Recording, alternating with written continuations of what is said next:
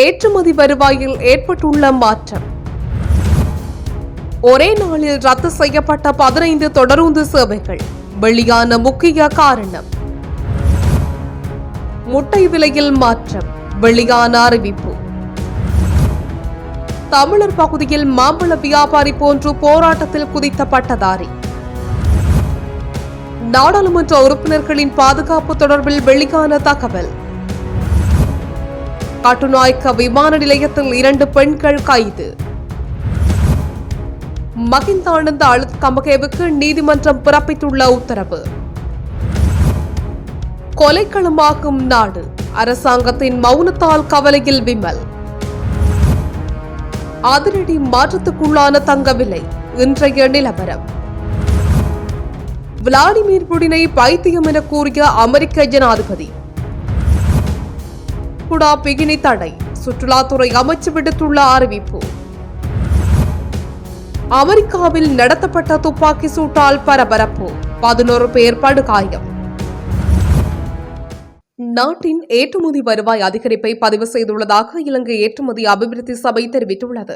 இலங்கை ஏற்றுமதி அபிவிருத்தி சபை அறிக்கை ஒன்றை வெளியிட்டு இதனை தெரிவித்துள்ளது. இந்த ஆண்டின் முதல் 4 மாதங்களில் நாட்டின் ஏற்றுமதி வருவாய் 5.5 பில்லியன் அமெரிக்க டாலராக அதிகரித்துள்ளதாக தெரிவிக்கப்பட்டுள்ளது. அதன்படி இந்த காலப்பகுதியில் பதிவான மொத்த ஏற்றுமதி வருவாய் 5583.25 மில்லியன் அமெரிக்க டாலர் என தெரிவிக்கப்பட்டுள்ளது. மேலும் 2024ஆம் ஆண்டின் இதே காலப்பகுதியுடன் ஒப்பிடும்போது இது 6.9% வளர்ச்சியாகும் என இலங்கை ஏற்றுமதி அபிவிருத்தி சபை தெரிவித்துள்ளது.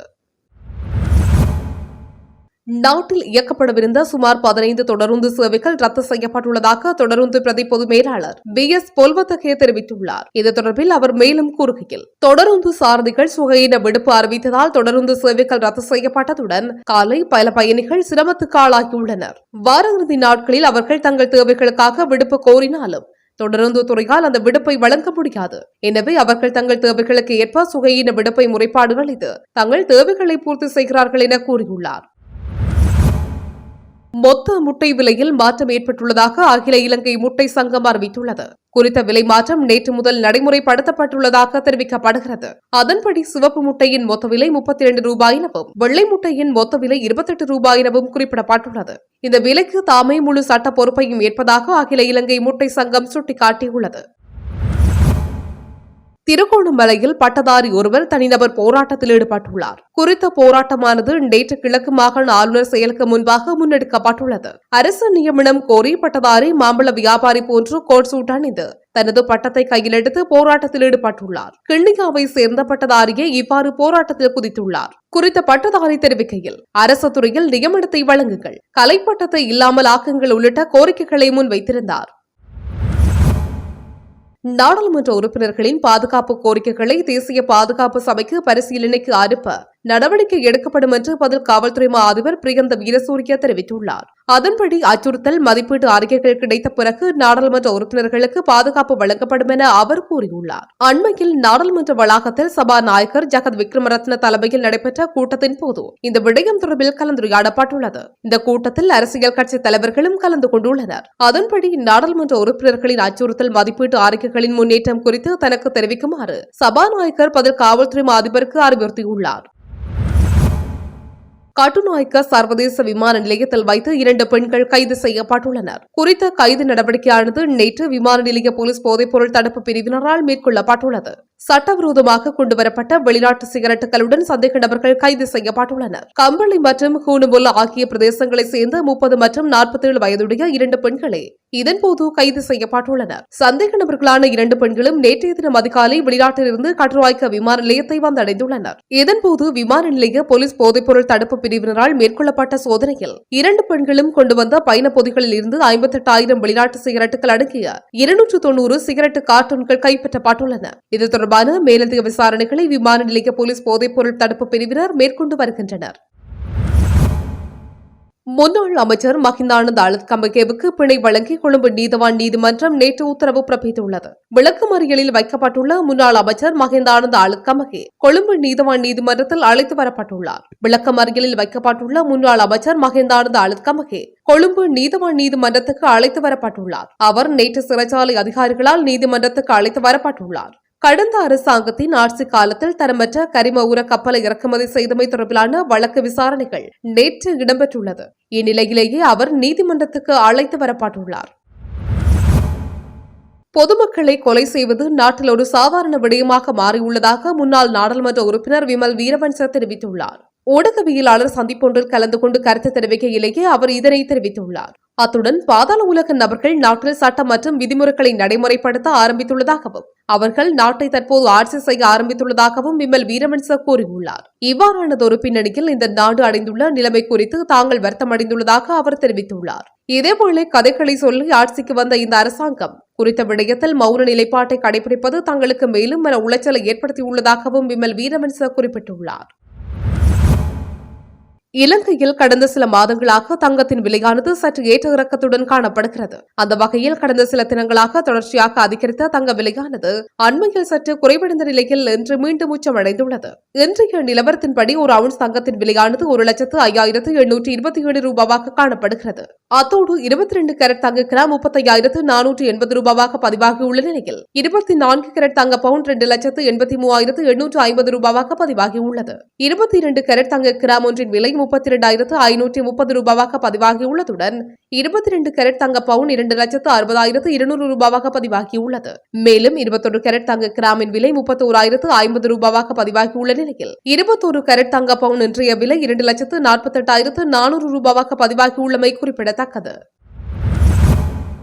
ரஷ்ய ஜனாதிபதி விளாடிமிர் புட்டினை பைத்தியம் என அமெரிக்க ஜனாதிபதி டொனால்டு டிரம்ப் வர்ணித்துள்ளார். உக்ரைன் மீது ரஷ்யா மிக உக்கிரமான வான் தாக்குதலை மேற்கொண்டதை தொடர்ந்து டொனால்டு டிரம்ப் இவ்வாறு தெரிவித்துள்ளார்.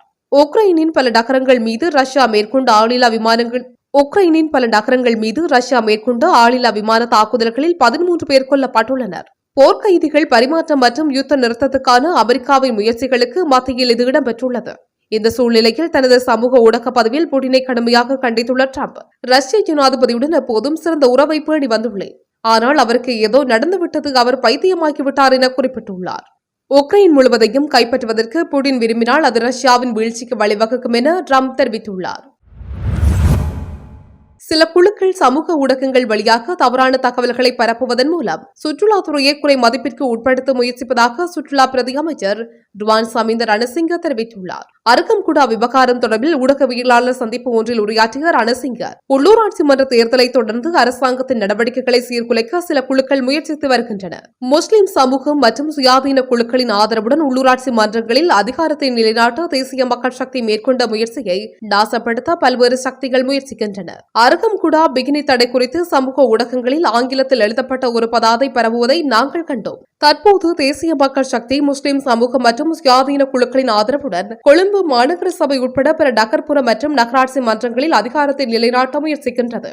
அத்தகைய முயற்சிகளை நாசப்படுத்த சமூக ஊடகங்கள் மற்றும் ஊடக சேனல்கள் மூலமாக தவறான தகவல்கள் பரப்பப்படுவதை நாங்கள் கவனித்துள்ளோம். உண்மையில் சில வாரங்களுக்கு முன்பு அருகம்குடா பகுதியில் உள்ள ஒரு பிரதான சாலையில் ஒரு நபர் வெளிப்படையாக ஆயுதம் ஏந்தி செல்வதை நாங்கள் கண்டோம். இது ஒரு ஒழுங்கமைக்கப்பட்ட குழுவின் செயலாக இருக்கலாம் என்று நாங்கள் சந்தேகிக்கின்றோம். முஸ்லிம் சமூகத்தின் கலாச்சாரம் மற்றும் மத நம்பிக்கைகள் மீது எங்களுக்கு மிகுந்த மரியாதை உண்டு. அந்த பகுதியில் சுற்றுலாத்துறை பல ஆண்டுகளாக சிறப்பாக நடைபெற்று வருகிறது. இது 2025 திடீரென தோன்றிய ஒன்றல்ல. எனவே இந்த முயற்சிகளுக்கு பின்னால் உள்ள அரசியல் குழுக்கள் இந்த நடவடிக்கைகளை தொடரக்கூடும் என்று நாங்கள் நம்புகின்றோம் என தெரிவித்துள்ளார். இந்நிலையில் பொது இடங்களில் உள்ளூர்வாசிகளும் வெளிநாட்டினரும் பிகினி அணிவதை தடை செய்யும் புதிய சட்டம் அருகம்குடாவில் அறிமுகப்படுத்தப்பட்டுள்ளதாக வெளியான செய்திகளை போலீசார் பார்த்துள்ளனர். அருகம்குடாவில் உள்ள உள்ளூர் சமூக மக்கள் என்ற அமைப்பின் சார்பாக வெளியிடப்பட்ட ஒரு பதிவில் அப்பகுதியில் பிகினி அணிவதற்கு தடை விதிக்கப்பட்டுள்ளதாக கூறப்படுவதை தொடர்ந்து இந்த விடயம் சர்ச்சையை ஏற்படுத்தியுள்ளது. அருகம்குடாவிற்கு வரவேற்கின்றோம். உங்களை சந்திப்பதில் நாங்கள் மகிழ்ச்சி அடைகின்றோம். உங்கள் வருகையை உண்மையிலேயே மதிக்கின்றோம். எங்கள் உள்ளூர் கலாச்சாரத்தை மதிக்கும் வகையில் பொது இடங்களில் பிகினி அணிவதை தவிர்க்குமாறு நாங்கள் தயவு செய்து கேட்டுக் கொள்கின்றோம். எங்கள் மரபுகள் மீதான உங்கள் மரியாதை எங்கள் சமூகத்திற்கு மிகவும் முக்கியமானது.